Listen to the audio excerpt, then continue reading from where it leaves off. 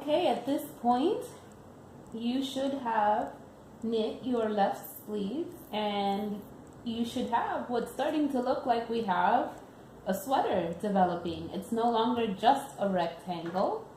It is a rectangle with a full sleeve attached. At this point, you should have knit your left sleeve with all of your decreases. And this might be redundant for those of you who are more experienced garment knitters, but for those who are new or perhaps knitting their first sweater ever, I find that it's really helpful to place a removable stitch marker at every decrease.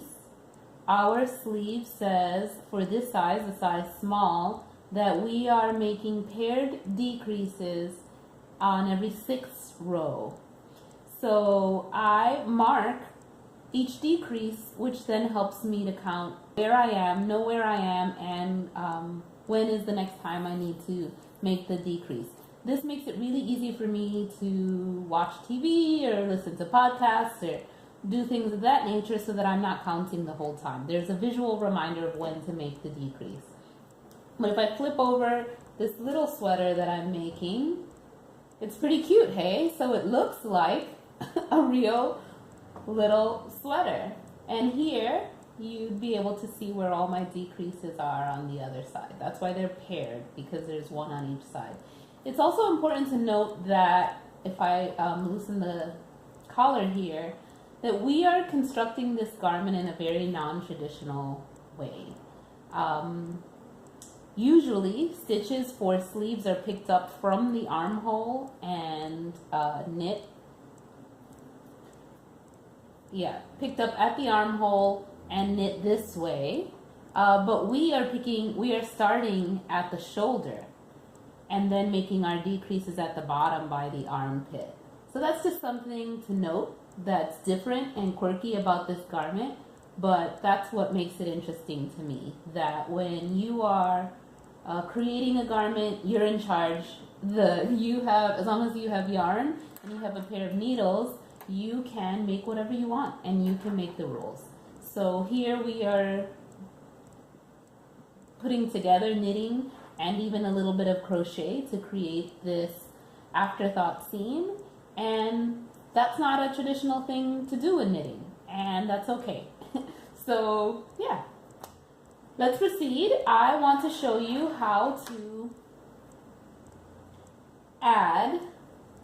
pick up the stitches for the right sleeve. So this is the back of our sweater.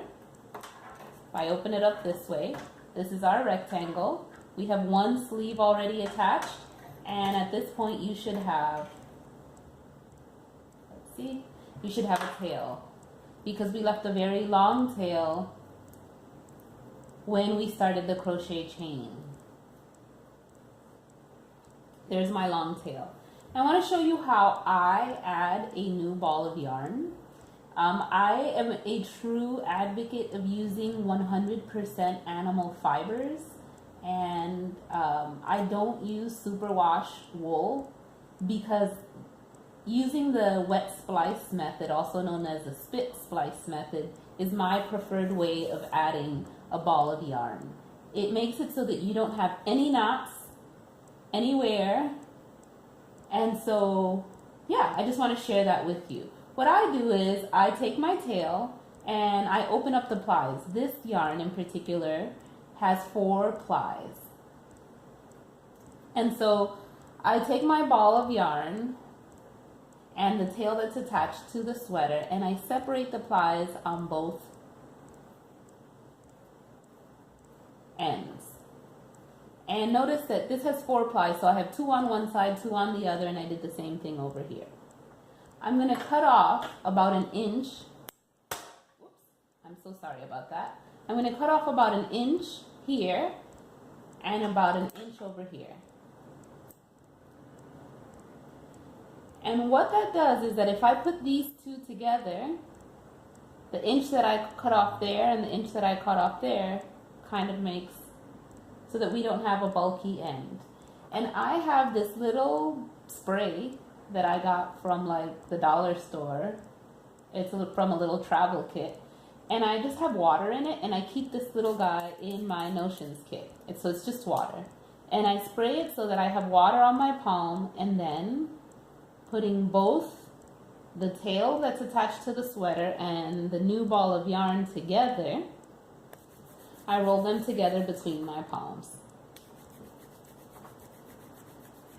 So I am in essence felting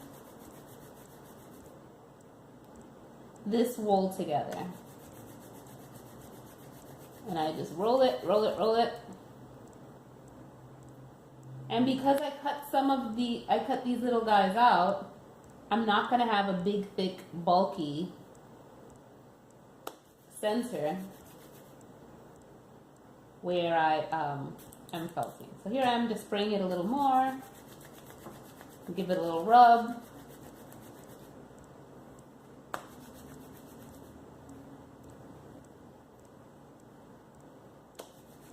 If I'm totally honest, it usually helps if I let this dry a little bit before I knit it, so that it's not so kind of like weird and floppy. But I want to show you what happens here.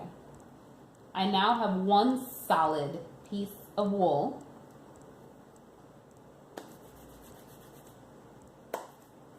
And my ball is permanently attached to my sweater. So I can continue knitting and picking up the stitches here.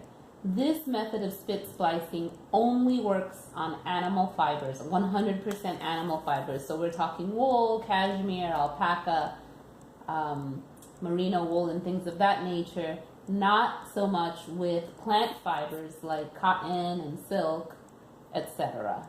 And it also will not work with superwash merinos or superwash wools, because the superwash is a treatment that takes away the felting properties of the wool.